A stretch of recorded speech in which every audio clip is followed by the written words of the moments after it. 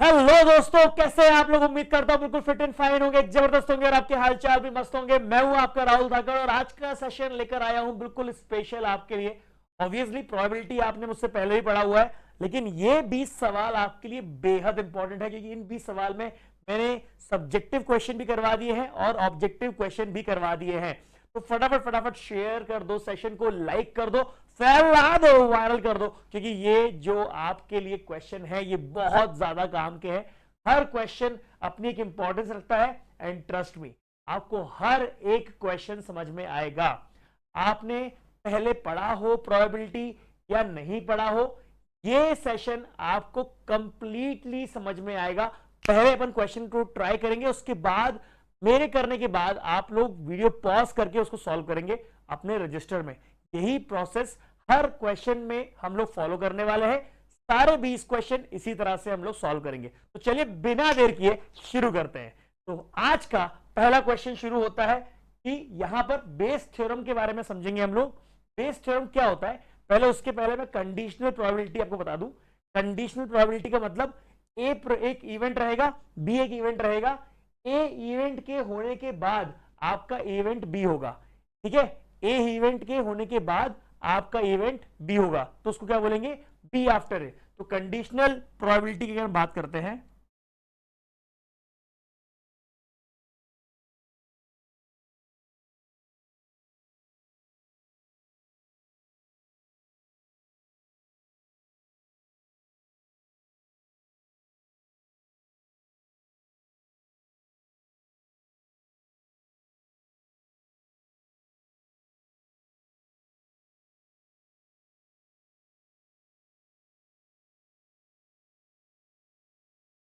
इसका मतलब होता है probability of A after B. क्या बोलते हैं इसको, ए आफ्टर बी। और यहां पर बोलते हैं probability of be after a.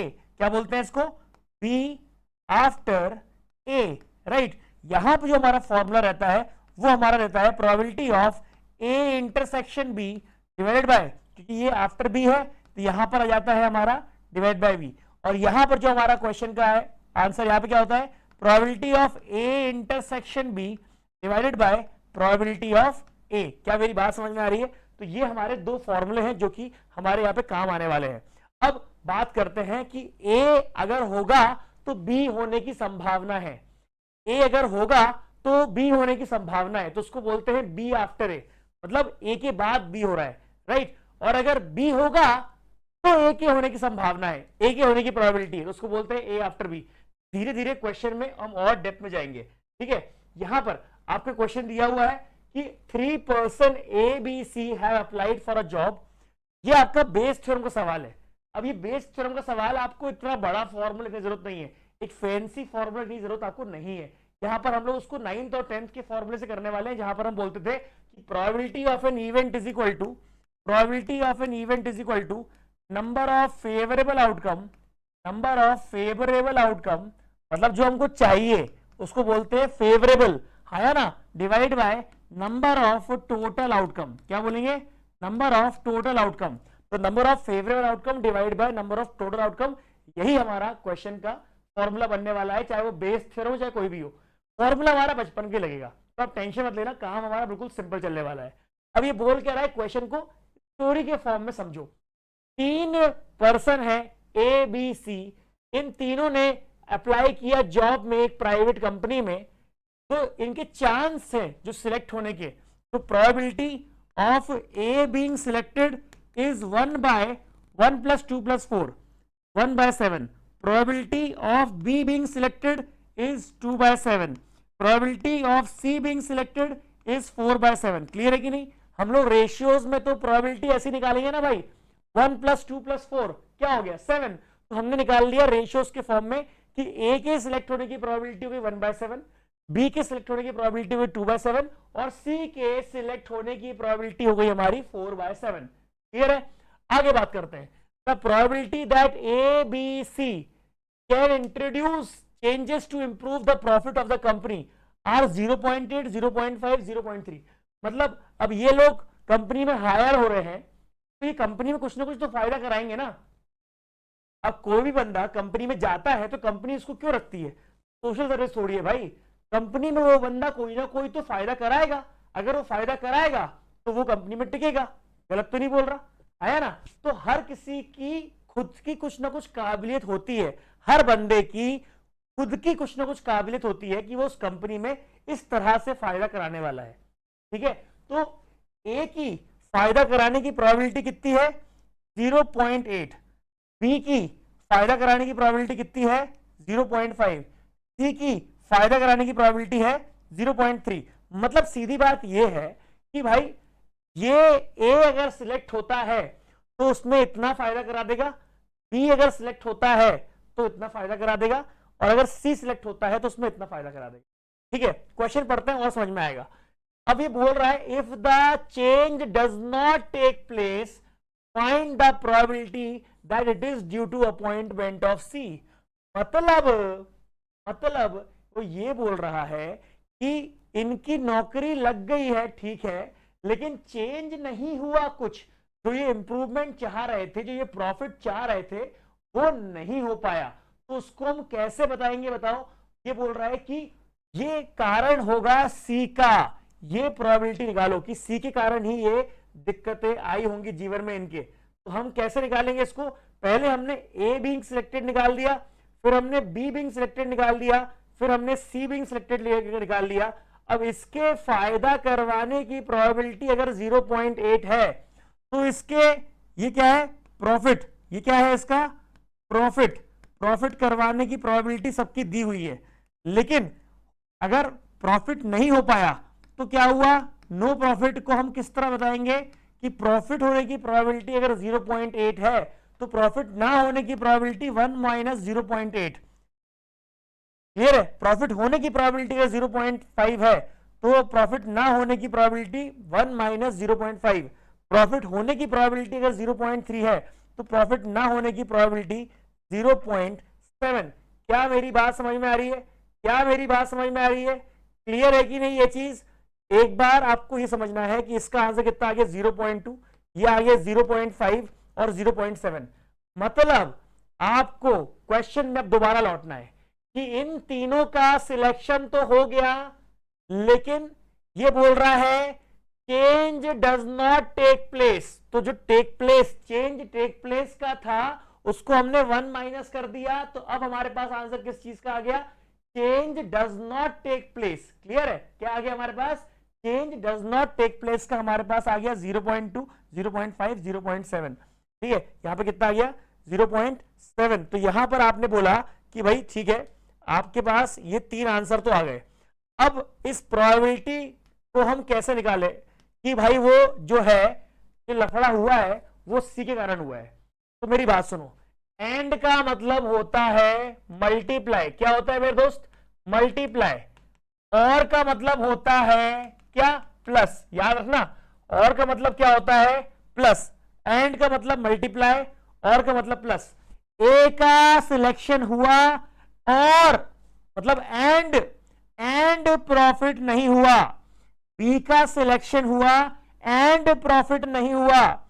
सी का सिलेक्शन हुआ एंड प्रॉफिट नहीं हुआ, मतलब मल्टीप्लाई। क्लियर है? क्लियर है कि नहीं? नहीं समझ में आया? दोबारा बता रहा हूं, या तो ए का सिलेक्शन होगा, तो ए का सिलेक्शन होगा तो कितना होगा? 1/7। और अब मैं इंग्लिश में बात करूंगा, either A will be selected, और का मतलब प्लस साइन, और B will be selected. B क्या है मेरा? 2/7। बी क्या है मेरा? 2/7। और सी विल बी सिलेक्टेड। सी क्या है मेरा? 4/7। क्लियर है? सी क्या है मेरा? 4/7। A being selected and no profit, and no profit, and no profit. And का मतलब क्या होता है? मल्टीप्लाई। कि ए का सिलेक्शन हुआ और प्रॉफिट नहीं हुआ, तो एंड में क्या आ गया? इंटू 0.2। 1/7 इंटू 0.2। हाँ, अगर ये चेंज हो गया होता तो हम 0.8 से ए को मल्टीप्लाई करते, 0.5 को हम 2/7 से मल्टीप्लाई करते, और 0.3 से हम 4/7 को मल्टीप्लाई करते, पर ऐसा हुआ नहीं। तो यहां पर 4/7, यहां पर आ गया कितना? 2/7 को मल्टीप्लाई किया हमने 0.5 से, और इंटू 4/7 को मल्टीप्लाई किया हमने 0.7 से। तो क्या है आंसर हमारा? आंसर हमारा ये क्या आ गया? टोटल आउटकम आ गया। क्या आ गया हमारा? नंबर ऑफ टोटल आउटकम आ गया। अब फेवरेबल आउटकम निकालना है। फेवरेबल आउटकम क्या होता है कि ये जो चेंज नहीं आया, it is due to appointment of C. तो सी के अपॉइंटमेंट के कारण हुआ, अगर तो सी का ये है तो 4/7 ये है आपका फेवरेबल आउटकम इंटू 0.7। क्या मेरी बात समझ में आ रही है? एक बार क्वेश्चन को दोबारा पढ़ो, मैं हट रहा हूं सामने से, वीडियो पॉज करो, वीडियो पॉज करो, मेरी बात पहली बात सुनो भैया, वीडियो पॉज करो, ये देखो अच्छे से, बोलो क्या आपको क्वेश्चन से स्टोरी बनानी आई और स्टोरी से क्या आपको सवाल को सॉल्व करना आया? बताओ, क्लियर है कि नहीं? तो यहां पर ये बन गई आपकी प्रोबेबिलिटी, इसको आप अपना सॉल्व कर लो। Probability of E is equal to 7/10 मतलब 0.7, मतलब 0.7। तो this is your final answer कि ये सब जो चेंजेस हुए, जो कि चेंजेस प्रॉफिट नहीं हो पाए, वो सी के कारण आया, इसकी प्रोबेबिलिटी रहेगी आपकी 0.7। क्लियर है? क्लियर है? Thums up. फटाफट मूव करते हैं हमारे अगले सवाल की तरफ। क्वेश्चन को ध्यान से पढ़ेंगे, सवाल को स्टोरी के फॉर्म में पढ़ेंगे तब हमारा क्लियर होगा। अब बैग कंटेन्स 4 बॉल्स, ठीक है, हमारे पास एक बैग है, इसमें 4 बॉल है, ठीक है, 4 बॉल है, 1 2 3 4। अब ये बोलता है कि 2 balls are drawn at random without replacement and are found to be blue, what is the probability that all balls in the bag are blue? बात समझो भाई, सीधी बात है, 4 बॉल हैं, 2 बॉल को निकाला गया और बोला गया कि दोनों बॉल जो है वो ब्लू है, राइट, दोनों बॉल क्या है? ब्लू है। अब what is the probability that all the balls are blue? अब यार सीधी बात है, इसमें बनेंगे केसेस। केसेस क्या? आप पहले इमेजिन करो, आपको मैंने पहले बॉल का कलर बताया क्या? नहीं बताया। रैंडमली कुछ कलर की बॉल्स होंगी। अब मैं सिर्फ खड़े खड़े फोकट हूं, एग्जाम हो चुके हैं, जबरदस्ती बॉल को देखता रहता हूं, खड़ा हुआ हूं, 4 बॉल बैग में रखी हुई है, पहली बॉल को निकाला मैंने, पहली बॉल को निकाला ब्लू निकली, दूसरी बॉल को निकाला ब्लू निकली, अब तीसरी बॉल भी ब्लू है कि नहीं, चौथी बॉल भी ब्लू है कि नहीं, केस बनेंगे। मैं जबरदस्ती सोच लग जाऊंगा, हो सकता है कि 3 ब्लू बॉल हो बैग के अंदर, हो सकता है कि 4 बॉल हो ब्लू बैग के अंदर, ऐसी थॉट प्रोसेस चलती रहेगी ना, बस वही सवाल है यहाँ पे। तो मैंने यहां पर क्या बनाया? पहले मैंने बनाया इवेंट 1, मैंने इवेंट 1 बनाया, फिर बनाया इवेंट 2 और फिर बनाया इवेंट 3, है ना? Event 1, event 2, event 3, either event 1 will be possible, either event 2 will be possible और इवेंट 3 विल बी पॉसिबल। तो मैंने ये बोला कि 2 बॉल जब मुझे ब्लू दिख गई हैं, 2 बॉल जब मुझे ब्लू दिख गई हैं, हो सकता है कि इस बैग में 2 ही ब्लू बॉल हो, एक ब्लू बॉल तो होगी ही ना, 2 बॉल तो ब्लू दिख गई हैं, क्लियरली सामने आ गई हैं, तो ये तो पक्का है कि यार मिनिमम 2 बॉल ब्लू हो। तो आप केस बनाओगे, इवेंट 1 क्या है? Bag contains 2 blue ball, 2 blue ball, right, अच्छे से लिख देता हूं ताकि तुम्हें याद रहे। बैग कंटेन्स 2 ब्लू बॉल्स, ठीक है। इवेंट 2 क्या है मेरा? कंटेन्स 3 ब्लू बॉल्स, और क्या हो सकता है कि 4 ब्लू बॉल हो, और क्या उससे ज्यादा कुछ हो सकता है क्या? 4 ब्लू बॉल्स, राइट, और तो कुछ लफड़ा है ही नहीं इसमें, सब कुछ सेम है। अब मुझे बताओ, क्लियर है कि नहीं? ये चीज क्लियर है।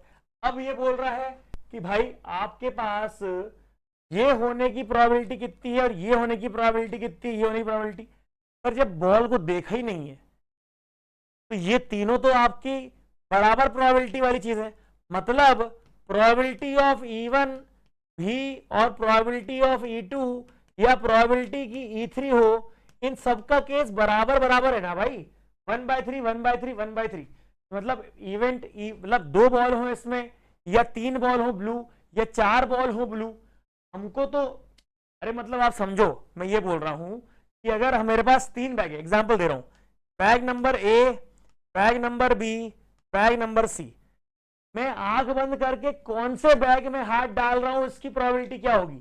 अब आप बताओ, आंख बंद करके इन तीनों में से मेरे पास तीनों बराबर प्रोबेबिलिटी है, दोनों तीनों की, मैं आंख बंद करके ए में हाथ डाल रहा हूं, इसकी प्रोबेबिलिटी क्या है? 3 में से 1, 1/3। आंख बंद करके बैग बी में हाथ डाल रहा हूं, उसकी प्रोबेबिलिटी क्या है? तीन में से एक 1/3, आंख बंद करके बैग सी में हाथ डाल रहा हूं, इसकी प्रोबेबिलिटी क्या है 1/3। वैसे ही जब मेरे को पता ही नहीं है इसके अंदर कितनी बॉल के कलर है, 4 बॉल है ये तो पता है, लेकिन ये नहीं पता ना कि कौन कौन से कलर है। दो तो ठीक है क्लियर है कि 2 ब्लू हो गए थे, ये तीनों का केस क्या होगा, either 2 balls are blue, 3 balls are blue, 4 balls are blue. इसका केस तो 1/3 1/3 1/3 के आसपास हुआ ना, और इसी में ए बी सी डी चौथा बैग में रख देता तो क्या हो जाता 1/4 1/4 1/4। क्लियर है कि नहीं, अरे हाँ या ना, क्लियर है कि नहीं। तो ये आपके पास क्या आ गया, प्रोबेबिलिटी भी आ गई। अब आपको पता होना चाहिए कि आपके पास what is the probability that all the balls are blue. तो हमको यहां पर प्रोबेबिलिटी ऑफ इवेंट निकालना है। ऑब्वियस सी बात है, न्यूमरेटर में क्या रहेगा फेवरेबल आउटकम, और डिनोमिनेटर में क्या रहेगा टोटल आउटकम। तो टोटल आउटकम में क्या क्या हो सकता है, आइदर दिस विल हैपन और दिस विल हैपन और दिस विल हैपन। अरे हाँ या ना, आइदर दिस विल हैपन और दिस विल हैपन और दिस विल हैपन। तो 3 केस होंगे, तो 3 केस होंगे तो या तो कुछ केस होगा यहां पे, और ये केस होगा यहां पे, और ये केस होगा यहां पे, ऐसे कुछ होगा ना। 3 केस होंगे, either this will happen event 1, या फिर ये होगा इवेंट 2, या फिर होगा इवेंट 3। और कुछ तो नहीं होगा ना, और कुछ तो नहीं होगा ना। और तो समझ में आ गया ना, और क्या लिखा है मैंने। और ऊपर क्या आएगा फेवरेबल आउटकम। ये बोल रहा है फेवरेबल में क्या आएगा कि भैया find the probability that all the balls in the bag are blue. चलो ठीक है, ये भी समझ में आ गई, चलो ठीक है, ये भी समझ में आ गया। क्लियर है कि नहीं। तो मैं ये बस इवेंट 1 इवेंट 2 इवेंट 3 को फिल करना है मुझे। तो भैया फिल करने का तरीका क्या रहेगा, फिल करने का तरीका बिल्कुल सिंपल है, फिल करने का तरीका बिल्कुल सिंपल है। वो ये बोल रहा है आपसे कि या तो इवेंट 1 होगा, या तो इवेंट 2 होगा, या तो इवेंट होगा 3, राइट। तो यहां पर आपको पता लगाना है कि आपके पास ये वाला इवेंट कब होगा, कि भाई आपके पास आपने बोला कि मान लेते हैं जब 2 रहेंगी ब्लू तो 2 रहेंगी व्हाइट बॉल, मान लेते हैं इसमें। अरे हाया ना, ये रहेगी नहीं, अरे यस और नो। एक इवेंट मान लेते हैं कि 2 व्हाइट बॉल हैं इसमें, ठीक। तो आप मुझे बताओ पहले इवेंट में पहली बॉल, अगर मैं 2 बॉल को सिलेक्ट कर रहा हूं, 2 बॉल को सिलेक्ट कर रहा हूं, अगर मैं 2 बॉल को सिलेक्ट कर रहा हूं यहां पे, तो इसका आउटकम क्या रहेगा, इसका आउटकम क्या रहेगा, 4 में से 2 बॉल को सिलेक्ट करना, 4 में से 2 बॉल को सिलेक्ट करना, क्या बोला जाएगा डिनोमिनेटर में 4C2। अरे हाँ या ना, नहीं समझ में आया। मैंने बोला इवेंट 1 की प्रोबेबिलिटी कैसे निकालेंगे, आप बोलोगे सर 4C2। 4C2 क्यों निकालेंगे, 4C2 क्यों, क्योंकि 4 में से 2 बॉल सिलेक्ट कर रहे हो आप। और खास बात क्या है, ब्लू बॉल निकालने की प्रोबेबिलिटी कैसे आएगी 2C2, क्योंकि 2 ही बॉल थी उसमें, 2 ही बॉल तो ब्लू थी पहले केस में इवेंट 1 में, आया ना। इवेंट 2 में चेंज हो जाएगा, 4C2 डिनोमिनेटर सेम रहेगा, डिनोमिनेटर सेम रहेगा, लेकिन 3 ब्लू बॉल थी तो 3 में से 2 का चयन करेंगे, selecting 2 balls out of 3C2, right. अब ये बोल रहा है कि 4 ब्लू बॉल थी, 4 ब्लू बॉल थी, तो यहां पर आपने क्या किया 4C2 और 4C2 खत्म। यहां पर कितना आ गया आपका answer, this is your 1/6, this is your 1/2 and this is your 1। हो सकता है कि आपको अभी ये भी सॉल्व करना भूल गए हो, आपकी कॉम्बिनेशन सॉल्व कैसे करते हैं वो भी करके दिखाऊंगा मैं। कॉम्बिनेशन ये क्या होता है मैं बताऊं आपको, पी जो होता है ना NCR, इसका मतलब अलग होता है, और NPR और NCR दोनों का मतलब अलग होता है। इसका मतलब होता है NCR का सिलेक्टिंग, ध्यान सुनना, selecting r things out of N things, selecting r things out of N things. और NPR का मतलब क्या होता है, selecting and arranging r things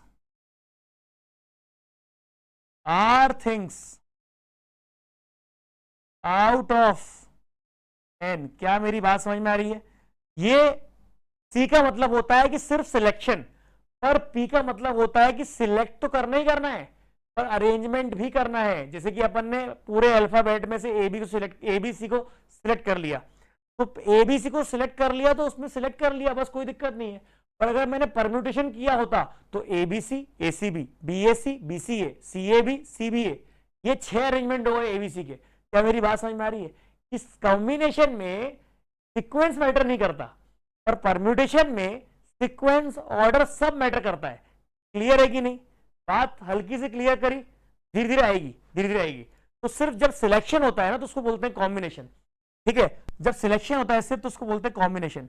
और इसका आंसर जो होता है वो होता है n factorial n minus r factorial, right? Clear है? यहां पर भी होता है n factorial divide by n minus r factorial. लेकिन यहां पर आप मुझे बताओ, एबीसी सिलेक्ट किया आपने, एबीसी सिलेक्ट किया आपने तो सिर्फ एबीसी आया, लेकिन जब आपने एबीसी को परम्यूटेशन किया, अरेंज किया, तो कितने 6 आ गए ना। तो ऑब्वियसली बात है यहां पर कम आएंगे कॉम्बिनेशन में, परम्यूटेशन में हमेशा नंबर ऑफ वे ज्यादा आएंगे, तो यहां पर ये आर फैक्टोरियल भी रहता है। एग्जाम्पल भी दे दूं मैं आप लोग को। कभी किसी ने बोल दिया 5c2 तो इसका मतलब होता है 5 फैक्टोरियल 5 माइनस 2 फैक्टोरियल 2 फैक्टोरियल, तो इसका मतलब होता है 5 फैक्टोरियल, और ये हो गया 3 फैक्टोरियल और 2 फैक्टोरियल। इसका मतलब होता है, ध्यान सुनना ध्यान सुनना ध्यान सुनना, जैसे ही फैक्टोरियल खुलता है ना, ये 3 फैक्टोरियल क्या होता है 3 इंटू 2 इंटू 1, 5 फैक्टोरियल क्या होता है 5 इंटू 4 इंटू 3 इंटू 2 इंटू 1, आया ना? अरे आया ना? वैसे ही जब ये ब्रेक होगा तो 5 इंटू 4 इंटू 3 फैक्टोरियल पे रुक जाएगा, 3 फैक्टोरियल रहेगा, और यहाँ पे 2 फैक्टोरियल 2 इंटू 1 होता है, तो ये पूरा कैंसिल हो जाएगा, ये हो जाएगा आंसर, तो ये 10 वेज हो जाएगा। कितना हो जाएगा 10 वेज। ये तो मैं बेसिक समझा रहा था आप लोग को, अभी आपको वैसे ही करके मैंने यहाँ पे आंसर निकाले हैं 1/6 निकाला है ना, ये 2c2/4c2 1/6, 3c2/4c2 1/2, 4c2/4c2 1, है ना? ठीक है, क्लियर है कि नहीं? अरे हाँ या ना? अरे दादा क्लियर है कि नहीं? फटाफट क्लियर है कि नहीं? क्लियर है? चलो तो थोड़ा सा अपन इसके आगे बढ़ते हैं अब। आई होप बेसिक्स तो मैंने थोड़े बहुत क्लियर कर दिए होंगे आप लोग के। मैं बता रहा हूं आपको कि यहां पर क्या आंसर आया।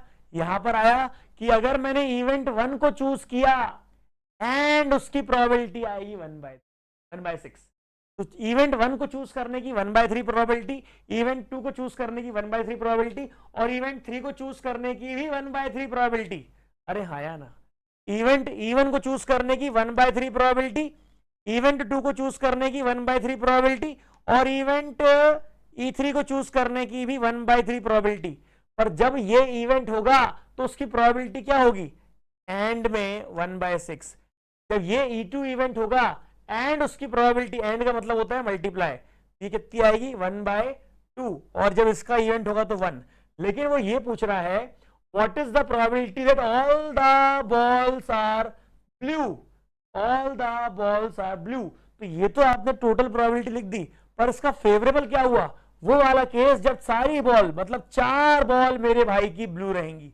तो यहां पर उसका आंसर कितना आया था 1/3 इंटू 1, ये वाला आंसर आया ना, ये सी, ये ए का था, ये ए का था, ये बी का था, ये सी का था, तो सी वाले का आंसर आ गया ना ये फेवरेबल में, है ना? और इसका आंसर क्या रहेगा, इसका आंसर जो रहेगा that is going to be 3/5 answer.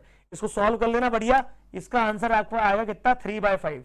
Clear है? एक बार फटाफट देखो क्वेश्चन को, दोबारा रीड करो, दोबारा रीड करके क्वेश्चन को दोबारा से करना है, दोबारा रीड करके क्वेश्चन को दोबारा से करना है। चलिए आई होप इट इज क्लियर।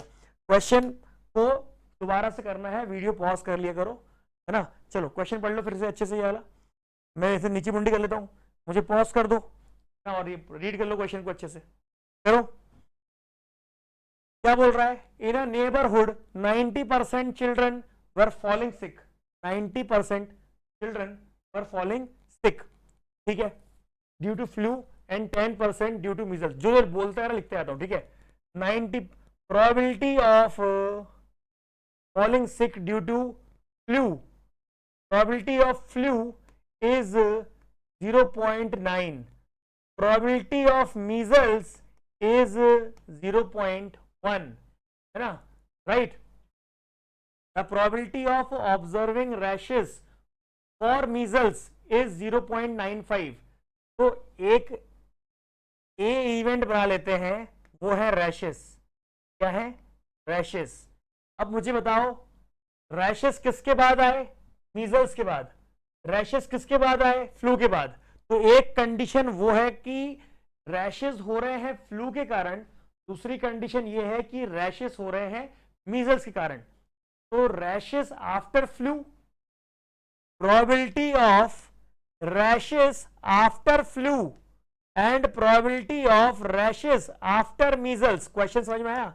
इसका मतलब वैसे भी क्या होता है आफ्टर, कंडीशनल प्रोबेबिलिटी लेक्चर के स्टार्टिंग में मैंने समझाया था आप लोग को, समझा दिया था ना, राइट। Conditional probability. अब बताओ कि क्या बोला गया है कि rashes after flu, rashes after flu जो रहेगा वो क्या रहेगा, फ्लू का रहेगा कितना, ये बोल रहा है कि मीजल्स के बाद वो रहेगा 0.95 और फ्लू के बाद रहेगा 0.08, ठीक है। If a child develop rashes find the probability that it is having flu. सबसे पहले तो वही कहानी कि भैया प्रोबेबिलिटी ऑफ इवेंट में डिनोमिनेटर में पहले डालो कि इसका टोटल आउटकम क्या है। टोटल आउटकम क्या है कि फ्लू हुआ और फिर रैशेस हुए, फ्लू हुआ एंड रैशेस हुए, मीजल्स हुए एंड रैशेस हुए। तो यहां पर फ्लू होने की प्रोबेबिलिटी कितनी थी 0.9 एंड बोला गया फ्लू होने के बाद रैशेस हुए, रैशेस आफ्टर फ्लू तो 0.08, राइट। अब और अभी या तो ये हो जाएगा और या तो फ्लू होगा या तो क्या होंगे, मीजल्स होंगे। मीजल्स की प्रोबेबिलिटी कितनी है 0.1, राइट। कितना है 0.1।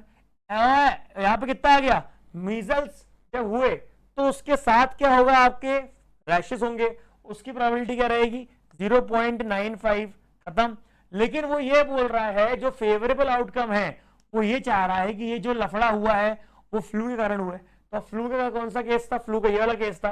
तो 0.9 एंड 0.08। तो एंड का मतलब क्या होता है मेरे दोस्त, दोबारा बोलना, एंड का मतलब क्या होता है मल्टीप्लाई, और का मतलब क्या होता है प्लस। अरे बोलो ना, हाँ, और का मतलब क्या होता है प्लस। क्लियर है, क्लियर, क्लियर है। चलिए, तो एंड का मतलब क्या हो गया मल्टीप्लाई। तो probability of E is equal to 0.9 into 0.08 divided by 0.9 into 0.08 plus 0.1 into 0.9, खत्म। ये इसको सॉल्व कर दो, you will get the answer. बड़ा आसान आंसर है 0.43। ये आपका फाइनल आंसर है।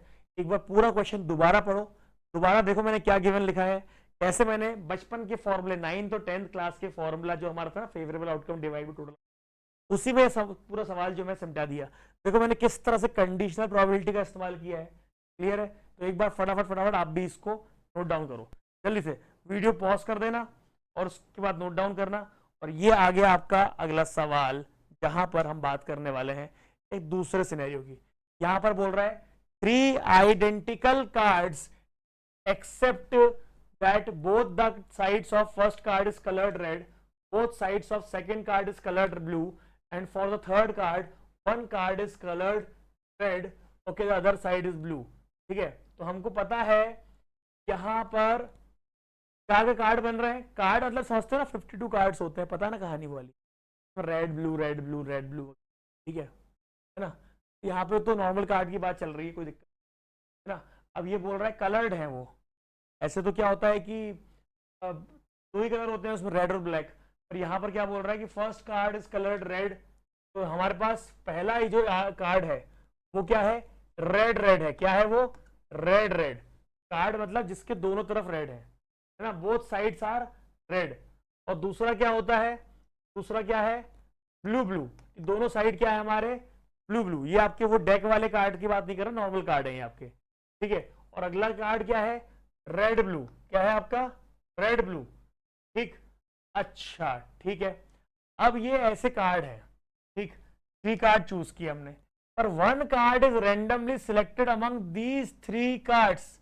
1 card is randomly selected among these 3 cards and put down visibly, मतलब एक कार्ड को पिक किया गया रैंडमली, बोला गया 1 card is randomly selected among these 3 cards and put down visible side of the card is red. मतलब एक card निकाला गया, देखा गया और ऐसे रख दिया गया, तो एक साइड दिख रहा है, पिछला साइड दिख नहीं रहा।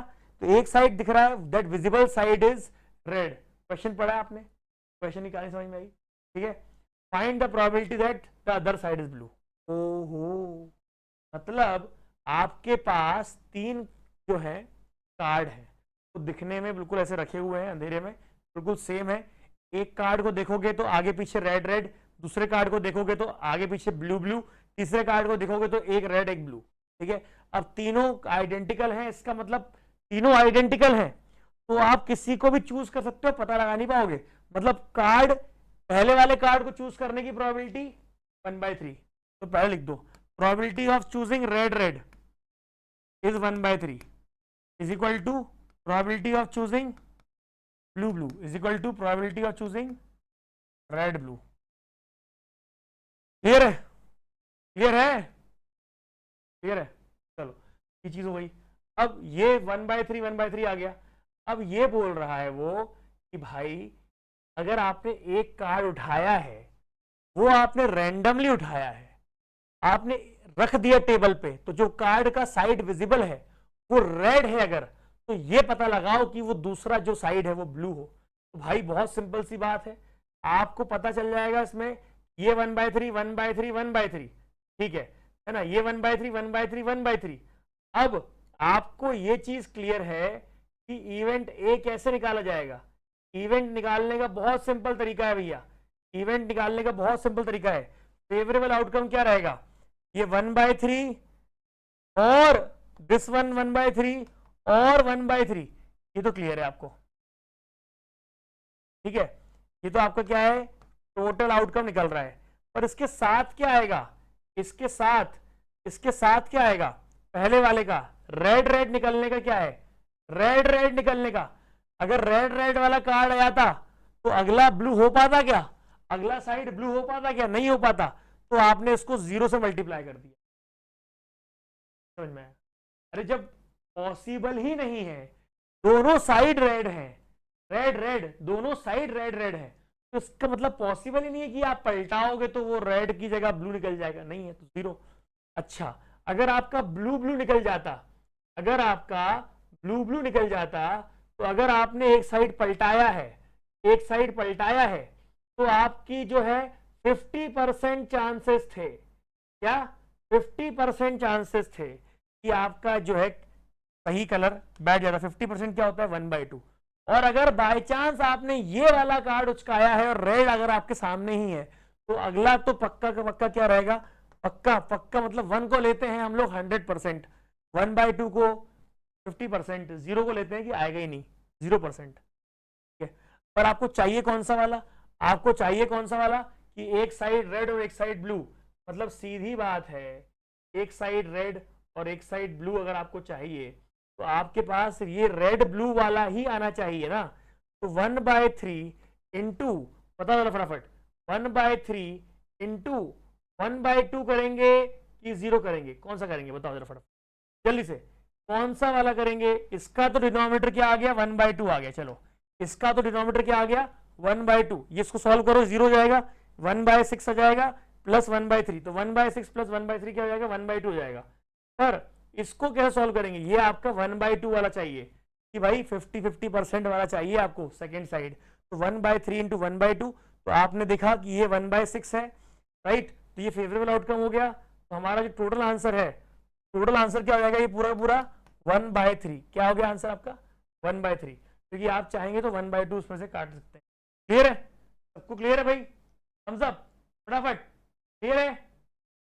चलिए, आई होप ये क्लियर है। चलो ठीक है, एक बार और देख लेते हैं क्वेश्चन को। ये बोलता है 3 अर्न, अर्न का मतलब होता है बैग, क्या होता है, 3 का बैग, 3 अर्न बैग, ठीक है। अब ये बोलता है कि 3 बैग हैं, 1 2 3, containing white ball and black ball first, है ना। चलो ठीक है, अच्छे से बनाओ उसको, ये बहुत काम आने वाला है अभी। इसमें क्या है, 3 व्हाइट 2 ब्लैक, सेकेंड अर्न में 2 व्हाइट 3 ब्लैक, थर्ड अर्न में 4 व्हाइट 1 ब्लैक। आराम से अब देखते हैं क्या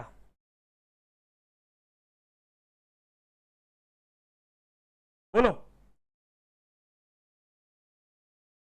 क्या करेंगे?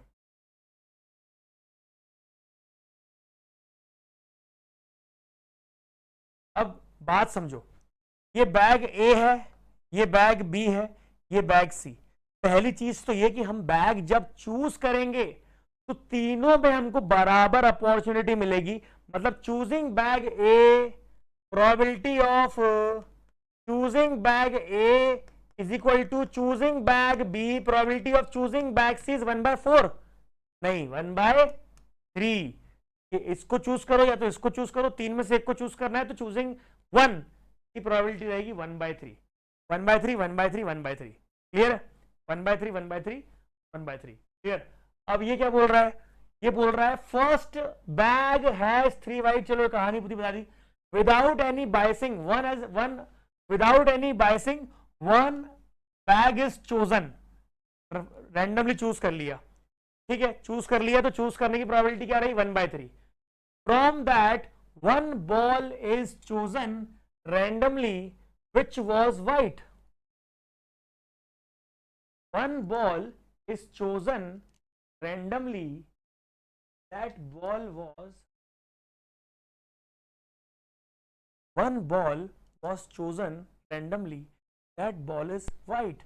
अब मेरी बात समझो, probability of an event, ध्यान सुनना, either bag A will be chosen or bag B will be chosen or bag C will be chosen 1/3। तो चूज कर, बैग को चूज करने की प्रोबेबिलिटी है ना मेरे भाई। अब बैग जब ए चूज हो गया उसमें व्हाइट बॉल कैसे निकलती है उसकी प्रोबेबिलिटी क्या रहेगी जरा बताओ। ये आपका बैग है, 3 व्हाइट है 2 ब्लैक है, तो टोटल क्या आ गया? 3/5 आ गया ना, 3/5। अरे पहले बैग में से व्हाइट बॉल चूज करने की प्रोबेबिलिटी क्या रहेगी? 3/5। दूसरे बैग में से 2/5 एंड ना, और अगले में क्या रहेगी? 4/5। अब बोल रहे हो क्या मल्टीप्लाई क्यों कर रहे हो? अरे मेरे भाई bag A is chosen and white ball is selected, bag B is chosen and white ball is selected, bag C is chosen and का मतलब ही तो मल्टीप्लाई होता है, and white ball is selected. But कहानी यह है कि either you will select bag A, और का मतलब प्लस, और यू विल सिलेक्ट बी, और का मतलब प्लस, और यू विल सिलेक्ट सी, और में होता है प्लस। अब क्वेश्चन लो, आखिरी पढ़ो कि find the probability that it came from third urn. Third urn मतलब क्या हुआ? A B C. तो ये आपका हो गया फेवरेबल आउटकम, ये हो गया आपका favourable outcome third urn. How to select third urn? What is the probability of selecting third urn? किस तरह से हम थर्ड अर्न को सिलेक्ट करते हैं? क्या प्रोबेबिलिटी रहेगी? 1/3। और थर्ड अर्न में से व्हाइट बॉल निकालने की प्रोबेबिलिटी क्या रहेगी? व्हाइट हमारी 4 है, टोटल बॉल 5 है, तो 4/5। तो यहां पर जो हमारा आंसर है that is going to be 4/9। आप आराम से निश्चिंत होके बिल्कुल तसब्बुर से सॉल्व कर लो उसको। क्लियर है कि नहीं? क्वेश्चन दोबारा पढ़ो, वीडियो पॉज करो और फिर से करो। क्वेश्चन पूरा रजिस्टर में होना चाहिए, जल्दी करो भाई इसको फटाफट।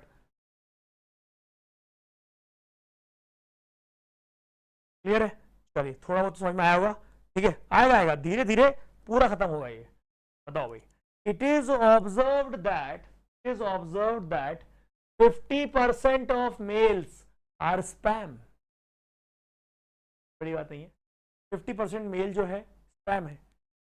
देयर इज अ सॉफ्टवेयर, आपके मेल यूज करते हो नहीं करते? आप लोग तो स्नैपचैट वाले हो, ठीक है? तो मेल में क्या बहुत सारे स्पैम्स भी आते हैं, ठीक है?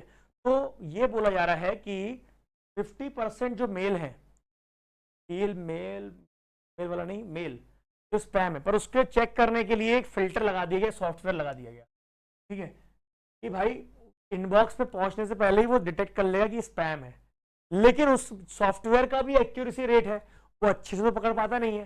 तो it accuracy for detecting a spam mail is 99% and chances of tagging a non spam mail as spam mail is 5%। मतलब समझो पूरी कहानी कि आपके पास जो मेल आते हैं, जितने भी बाहर से मेल आपके पास आते हैं, उसमें से 50% जो होते हैं वो स्पैम होते हैं। आपने उसके लिए सॉफ्टवेयर बनाया, और सॉफ्टवेयर की भी एक्यूरेसी सही नहीं है, थोड़ी सी गड़बड़ है। सॉफ्टवेयर भी क्या है कि 99% की ही एक्यूरेसी है, मतलब 1% वो गड़बड़ कर देता है ना? तो वो क्या करता है, नॉन स्पैम जो कि आपके काम का मेल रहेगा उसको भी वो स्पैम मेल बना देता है, और उसकी प्रोबेबिलिटी है 5%। ठीक है, if a certain mail is tagged as spam find the probability that it is not a spam mail. चलो एक एक करके अपन पूरी चीज गिवन है क्वेश्चन में, जो अपन ने कहानी के तौर पे बता करते हैं। इवेंट 1 बोला अपन ने कि ये event of spam mail, event of spam mail. ठीक है, इवेंट 2 क्या है, event of non spam mail. ये दोनों हाफ हाफ ही है, क्योंकि 50% स्पैम मेल आते हैं और 50% स्पैम मेल नहीं आते हैं। ठीक है, अब प्रोबेबिलिटी ऑफ इवेंट 1 यहां लिख देता हूं, probability of event 1, probability of event 1 50% है तो 0.5। ठीक है, प्रोबेबिलिटी ऑफ स्पैम मेल नहीं है। अब जो 50% मेल आपके स्पैम है, 50% मेल आपके स्पैम नहीं रहेंगे, काम के रहेंगे। अब ये बोल रहा है, चलो अपन ने एक सॉफ्टवेयर लगाया है ना, तो ए को अपन ने ले लिया एक event detecting spam mail, detecting spam mail. तो अगर स्पैम मेल आया, अगर स्पैम मेल आया, डिटेक्टिंग स्पैम मेल इज 99%। अगर स्पैम मेल आया तो उसको वो डिटेक्ट कर ले, तो उसको कैसे लिखेंगे, ए आफ्टर इवन और ए, समझो मेरी बात। अगर स्पैम मेल आया, अरे आया ही नहीं तो डिटेक्ट तो नहीं करेगा ना, डिटेक्ट कर लेगा उसके बाद थोड़ी आएगा स्पैम मेल। स्पैम मेल आया और वो डिटेक्ट कर लिया कि स्पैम मेल है, तो उसको ए आफ्टर इवन बोलेंगे। बताओ जरा, ए आफ्टर इवन बोलेंगे कि इवन आफ्टर ए बोलेंगे, बोलो, ए आफ्टर इवन बोलेंगे कि इवन आफ्टर ए बोलेंगे। ए आफ्टर इवन मतलब मेल आया, स्पैम मेल आया और डिटेक्ट कर लिया, इसका मतलब क्या हो जाएगा, इवन आफ्टर ए, पहले ही डिटेक्ट कर लिया उसके बाद स्पैम मेल आया। तो लिखने में आपको थोड़ी कलाकारी सही रखनी पड़ेगी, तो यही वाला होगा ना, ए आफ्टर इवन, इवेंट 1 हुआ, स्पैम मेल आया, उसको स्पैम मेल आता है तो उसकी एक्यूरेसी कितनी है, 0.99 है, 0.99।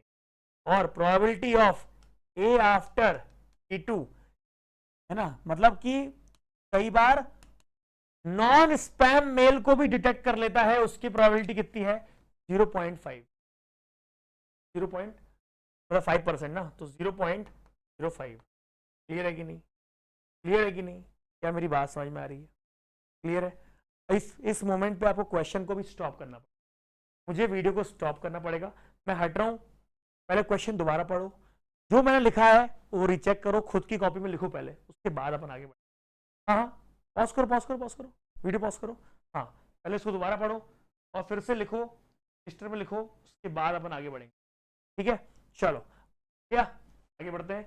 अब इसका प्रोबेबिलिटी ऑफ ई क्या रहेगा, बोलो, या तो इवन होगा, इवन होगा तो चेक होगा, इवन की प्रोबेबिलिटी कितनी है, 0.5, 0.5 होगा तो कितना होगा, 0.99, या तो ये होगा या फिर क्या होगा, नहीं होगा स्पैम। ठीक है, तो 0.5 किससे मल्टीप्लाई करेंगे, नहीं होगा तो E2 से 0.05 से, 0.05 से, ये हो गया आपका टोटल आउटकम। क्या हो गया, total outcome. What is the favourable outcome, ये फेवरेबल बोल रहा है, find the probability that it is not a spam, spam ना होने की प्रोबेबिलिटी कितनी, 0.5, नॉट अ स्पैम मेल, तो डिटेक्ट करने की प्रोबेबिलिटी क्या रहेगी हमारी, डिटेक्ट करने की प्रोबेबिलिटी, जब होने की प्रोबेबिलिटी ये है तो हमारे ना होने की प्रोबेबिलिटी क्या रहेगी, 0.5 into 0.05, that's it, and answer is going to be 0.4 point, what is the answer,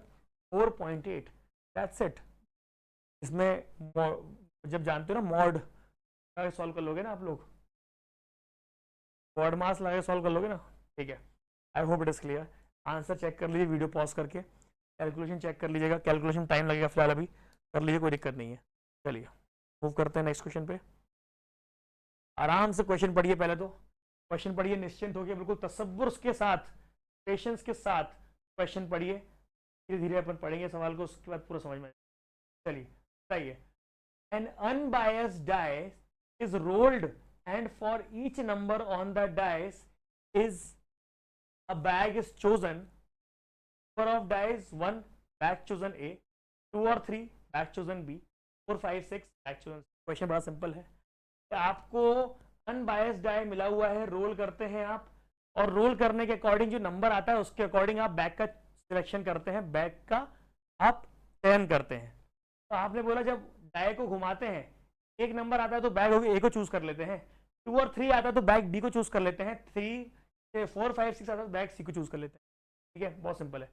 bag A contain, अच्छा मेरे को बताओ बैग ए को चूज करने की प्रोबेबिलिटी कितनी आई? 1 नंबर है ना, आउट ऑफ 6 नंबर बैग ए को चूज करने की सबसे कम प्रोबेबिलिटी है। यहां ये मत बोल दो ना कि bag A bag B bag C को चूज करने की बराबर प्रोबेबिलिटी है, 1/3 1/3 1/3। नहीं नहीं नहीं नहीं, बैग ए को चूज करने की प्रोबेबिलिटी मुझे समझ में आई कि सिलेक्टिंग बैग ए इज 1/6, क्योंकि सिर्फ 6 में से एक नंबर पे आपका बैग ए सिलेक्ट हो रहा है। बैग बी को क्योंकि 2 नंबर है तो यहां पर 2/6। अरे हाँ या ना। बैग सी को चूज करने की प्रोबेबिलिटी 3/6 मतलब 1/2। क्लियर? बैग ए कंटेन 3 व्हाइट बॉल, ठीक है, बैग बना भी लेते हैं। बैग ए contain 3 white ball, 2 black ball. Bag B contain 3 white ball,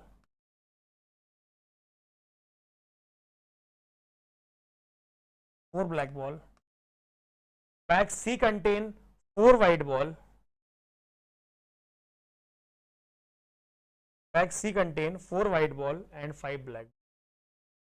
बस dice is rolled, the bag is chosen. If the white ball is chosen, find the probability. white ball choose करनी है आपको, फिर से वही सवाल है कि आपके पास probability of an event क्या रहेगा? Either you will choose bag A or you will choose bag B or you will choose bag C. जब बैग ए को चूज करोगे, बैग ए को चूज करोगे तो व्हाइट बॉल की प्रोबेबिलिटी क्या है? बैग ए को चूज करोगे तो व्हाइट बॉल की प्रोबेबिलिटी क्या है? ये व्हाइट है तो 3/5। बोलो हाँ या ना। Bag A is chosen and white ball, and का मतलब होता है multiply. Bag B is chosen and white ball मतलब 3/7। Bag C is chosen and white ball आ गया 4/।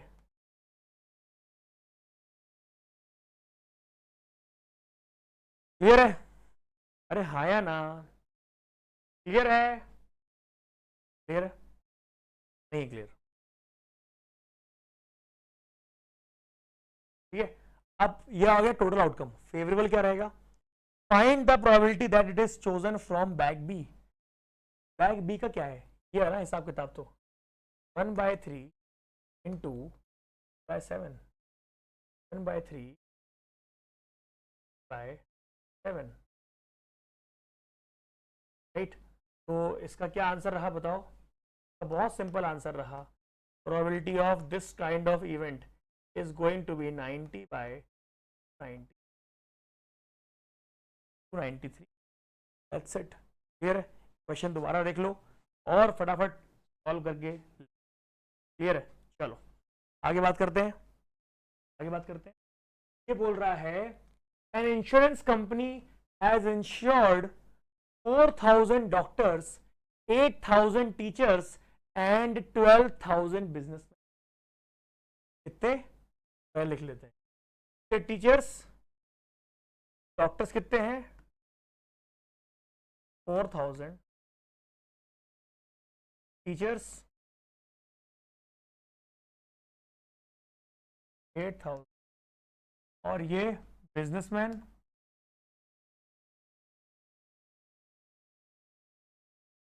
12,000।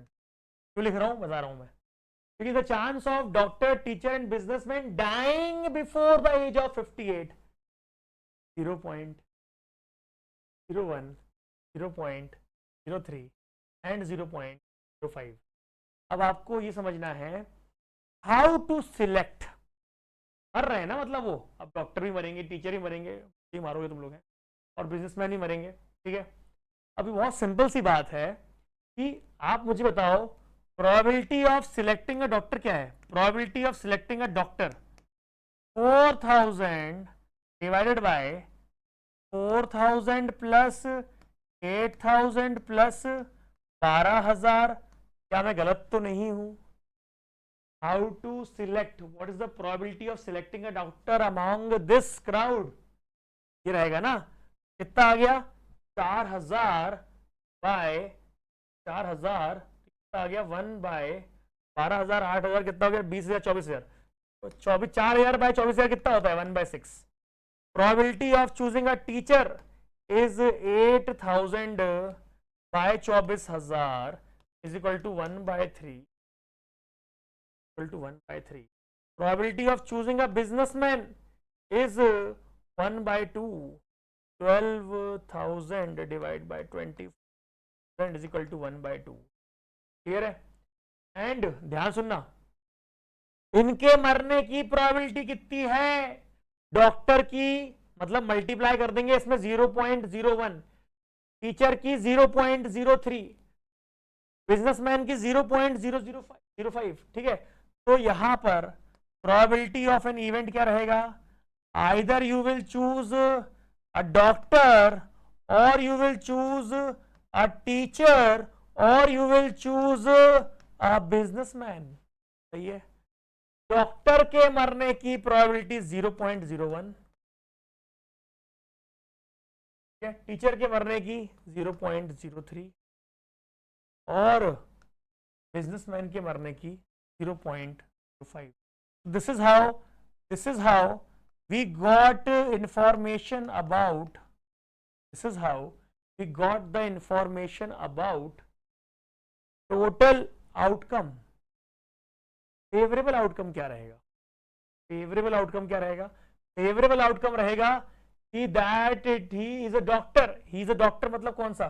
पहला वाला। और क्या? तो बस 1/6 इंटू 0, ये आपका आ गया favourable outcome. And yes, answer is 1/22। अब आप बोलोगे सॉल्व कैसे करते हो आप? सॉल्व बड़ा आसान है, कॉमन निकालते हो यहां से, खत्म, सब कट आता है, कोई बड़ी बात नहीं है। इतना कैलकुलेशन आप कर सकते हो यार, बोर्ड मार्क्स का ख्याल रखना बस, ठीक है। क्लियर है? चलिए एक और सवाल करते हैं। A card is lost from the pack of 52 cards. 52 में से एक कार्ड घूम, from the remaining cards 2 are drawn randomly and found to be both clubs. Club जानते हो ना?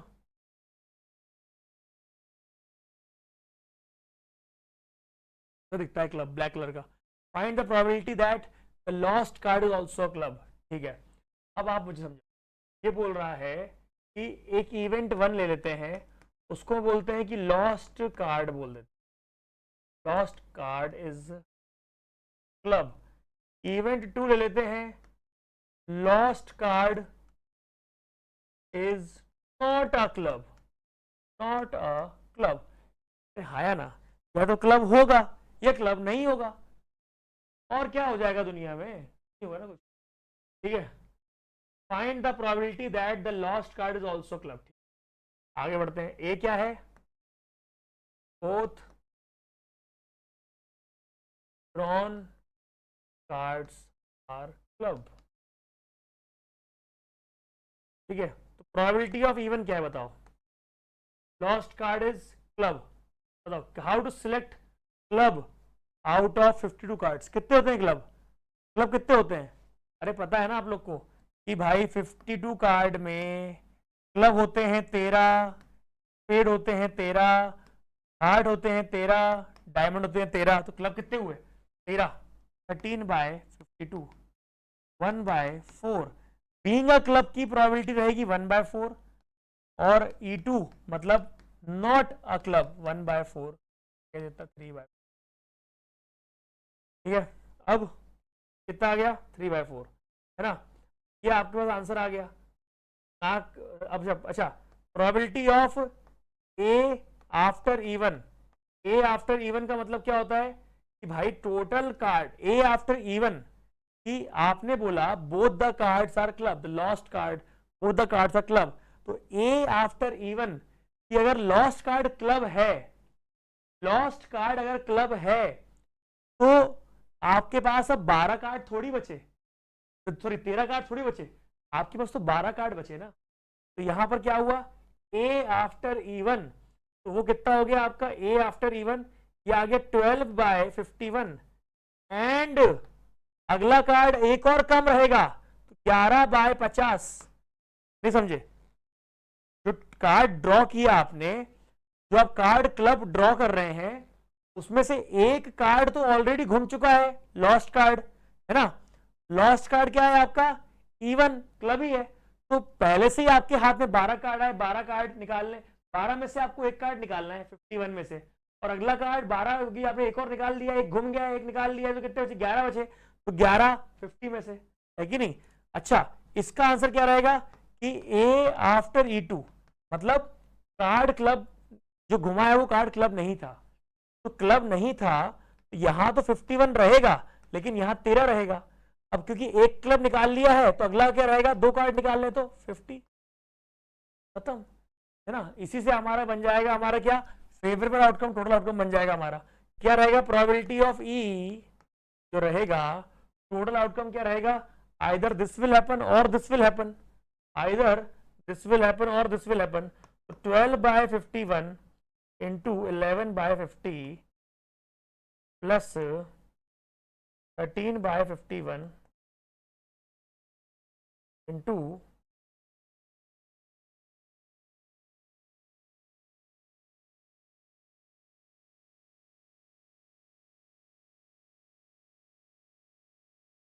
12/50 तो 1/4 इंटू 12/50 इंटू 3/4, यहां पर आ गया 12/51 इंटू 11/50 इंटू 1/4, राइट, क्लियर है। इसको आप सॉल्व कर दें, इसका आंसर क्या आएगा, इसका आएगा 11/50, वेरी सिंपल। तो एक बार पूरा चेक कर लीजिए आप आंसर, आई होप आप ये चीज कर पा रहे होंगे, क्लियर कर पा रहे होंगे, राइट। चलिए मूव करते हैं एक और सवाल पे, आराम से देखिए, इस क्वेश्चन में आप फंसेंगे, इस क्वेश्चन में आप फंसेंगे, ध्यान से देखिए, समझिए क्या रहेगा। ये बोल रहा है एक शॉप है, ए शॉप है, 30 tin pure ghee and 40 tin adulterated ghee are kept for sale, ठीक है। तो एक शॉप है ए शॉप है, ए शॉप की कहानी ये है कि 30 टिन प्योर और 40 टिन अडल्टरेटेड, ठीक है, ये हो गया शॉप ए की कहानी। अब क्या है शॉप बी, शॉप बी देख लेते हैं, शॉप बी क्या है, ये बोल रहा है 50 टिन प्योर और 60 adulterated ghee, 1 tin of ghee is purchased from one of the shop randomly and it is found to be adulterated। बात समझना, बात समझना, क्या बोल रहा है, फेवरेबल आउटकम टोटल आउटकम कैसे निकालेंगे, पहले निकालते हैं टोटल आउटकम। टोटल आउटकम क्या रहेगा, probability of an event, probability of an event. आप मुझे बताओ कि शॉप ए और शॉप बी आपके सामने है, दुकान पे खड़े हो आप रोड पे, तो आप मुझे बताओ शॉप ए पे जाने की प्रोबेबिलिटी क्या रहेगी और शॉप बी पे जाने की प्रोबेबिलिटी क्या रहेगी। सर दोनों की बराबर रहेगी, 1/2 1/2, ठीक है, 1/2, आइदर दिस विल हैपन और दिस विल हैपन, है ना। अब ये क्या बोल रहा है कि 1 tin purchase from one shop randomly it is found to be adulterated. आप मुझे बताओ शॉप ए में से अडल्टरेटेड का कंडीशन क्या है, अडल्टरेटेड कंडीशन है 40/70, 40/70, और शॉप बी में से अडल्टरेटेड का क्या है 110, है ना। ये हो गया आपका total outcome. Find the probability that it is purchased from shop B, shop B ये वाला है 1/2, 60/110, 1/2 कितना आ गया 21/43। This is how we solve this question. Bayes theorem का सिर्फ नाम बदनाम है, श्योर शॉर्ट क्वेश्चन आपके आने वाले हैं बेस थ्योरम में से। 10 सवाल मैंने आपको आज की क्लास में करवाए हैं। वीडियो को पॉज करके अभी 10 सवाल पूरे के पूरे रिकैप मारिए, अच्छे से इसका आंसर निकालिए। फाइनल आंसर जो लिखा हुआ है इससे चेक करिए, you should get this answer right. ये आपके आंसर आने ही चाहिए। और यकीन मानिए इन्हीं 10 सवालों में से कॉन्सेप्ट बन रहा है, इसी पे आपके कंपार्टमेंट एग्जाम का या फिर आपके जो भी बोर्ड एग्जाम आप देने वाले हैं या टेस्ट देने वाले हैं या मॉक पेपर देने वाले हैं या इम्प्रूवमेंट एग्जाम देने वाले हैं, IIT देने वाले हैं, जो भी आप जिसमें भी आपका ये सिलेबस है वो हर बार आपका फर्स्ट, ये मेरी गारंटी है। अब आप बोलेंगे 20 क्वेश्चन थे, 20 क्वेश्चन और 10 क्वेश्चन बाकी कहाँ? 10 क्वेश्चन मैं आपको PDF में दे रहा हूँ, फटाफट उसको सॉल्व करिएगा, बताइएगा कितना समझ में। दोस्त 10 क्वेश्चन आर MCQ। मैं लाइव क्लास में वो 10 सवाल भी सॉल्व करा दूंगा, चालू छोटा सा आपके लिए होमवर्क है। तो थैंक यू वेरी मच। अगर आपको ये वीडियो पसंद आया हो, कंटेंट आपको अच्छा लगा हो, तो प्लीज मेक श्योर कि आप उसको शेयर करें जितना। Very much, God bless you, जय हिंद।